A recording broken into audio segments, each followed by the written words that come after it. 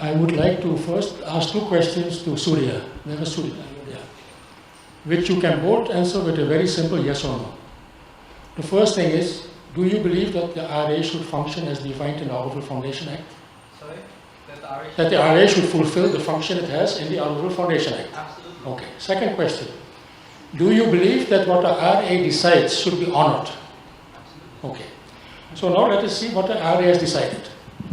The RA, the Foundation Act says that the Residents' Assembly shall formulate a master plan for the approval by the Governing Board. The master plan that the RA prepared is here. It's this one. It's not that one, it's this one.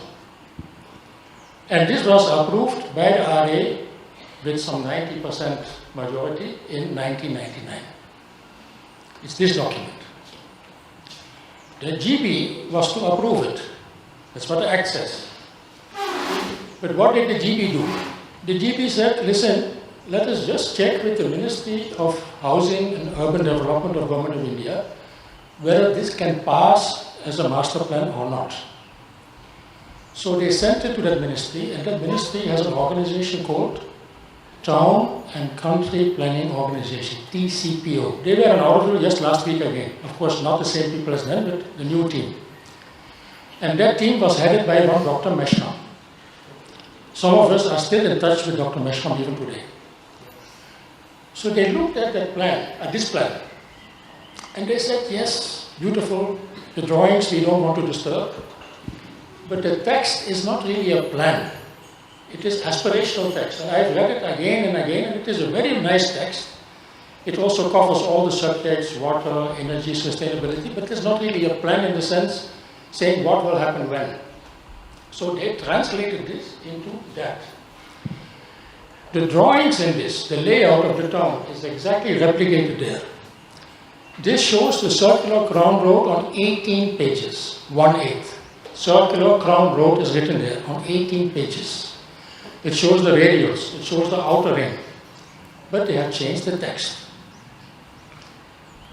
So what did the Governing Board do after the ministry came back with its feedback? It had meetings, which were also attended by Aurovillians, and then they gave feedback on the draft which came from TCPO. I just yesterday went through the correspondence, which fortunately somebody had, and then finally they approved this plan in a meeting which was held in the Ministry of HRD, where people from Auroville were also present. Frederick was there, Jyoti Madhok was there, Mr. Balabaska was there, Governing Board members were there, Secretary, Ministry of Education, Dr. Meshram, and one person from the Tamil Nadu government was also in that meeting. They approved that plan. This is called a perspective plan. And a perspective plan is an overall plan. It needs to be detailed. So some people have argued over AuroNet in the last couple of days. How can you make a ground road before you have DDPs? The answer to that question is the ground road is a master plan road, not a DDP road. The DDP will define what happens on both sides of that road. What type of urban design, what type of densities. In fact, densities also have been given here, but you have to detail it even more. So if we are doing what you say, namely to honor the RA, then we have to honor that plan, that layout, and not discuss it every time when we do a few hundred meters of crown or anything else. The whole discussion starts afresh. Galaxy, Mother, Roger, the plan, and we start discussing the whole history once again. The DDPs have been partially prepared, but some architects of Auroville, who are now critical of this, have themselves built and designed buildings without a DDP. All the buildings along the ground, Solar Kitchen, Library, Mahalakshmi, Arka, Kalpana, are built without there being a DDP of the crown. So when that was done, it was fine not to have a DDP. But when the crown ROW was cleared, we needed first a DDP. So we have also a lot of double standards around here. My second comment is, I saw a meeting, a lot of postings on AuroNet, questioning a budget of 50 crores, which apparently is the first installment of a larger budget. Now let me tell you what the budget was that the Aurovillians residents have proposed in 2001. It's here in this document. So this document is not only the master plan, it's also a development plan for the first 5 years, which was a very smart move because you can't make a master development plan in 1 day. So the first 5 years is in this document itself. And that adds up to 350 crores for 5 years. Now 350 crores in 2001 with the inflation is equal to 920 crores today. 2001, 350 crores is equal to 930 crores today. So where is 50 crores and where is 930 crores? So that shows that the amount that is being discussed about is actually a very small token advance. Have you ever calculated, any one of you, what would be the cost of this town if you want Auroville fully to be built? Luigi and I did it once on a napkin. You remember Luigi? We had a dinner and he invited me for dinner, which is very rare.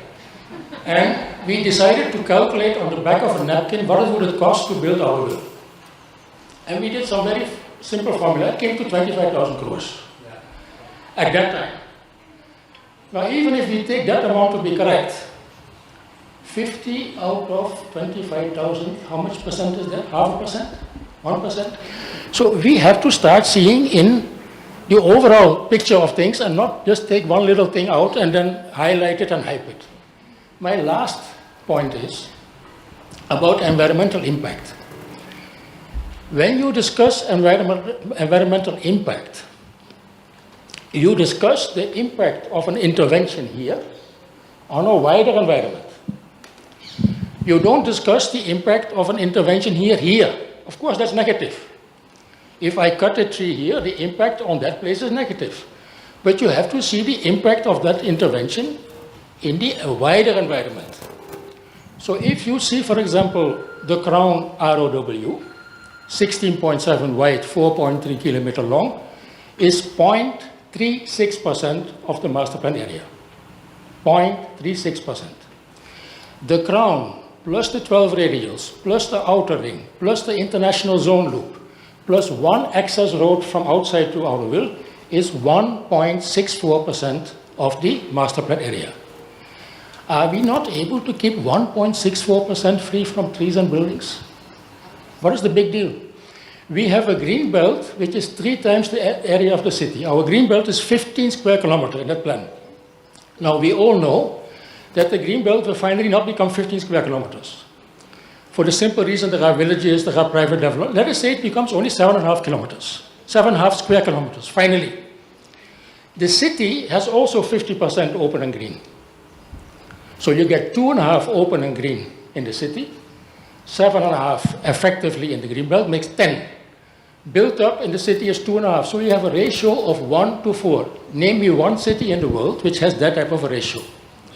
So I would request all of us to see all these issues in the wider context and not in the sense of my tree, my fence, my gate, my structure. No, let us see it from the helicopter view and then of course come back to the field to implement the work. We are getting emotionally excited because we look at things in isolation, not in the full context, and we don't have our facts clear. So my request is, can we all have a deep breath, read this master plan, compare it with the master plan of 1999, realize that what has been approved in drawings is exactly the same as what the RA has approved. They have only changed the text, and they made it into a plan. And I am eternally grateful to whoever decided at that time, I don't know who it is, whether it was Kirit Bhai or somebody else, not to approve our plan the way it was prepared, but to first refer it to the experts and get it translated into something that you can actually work on.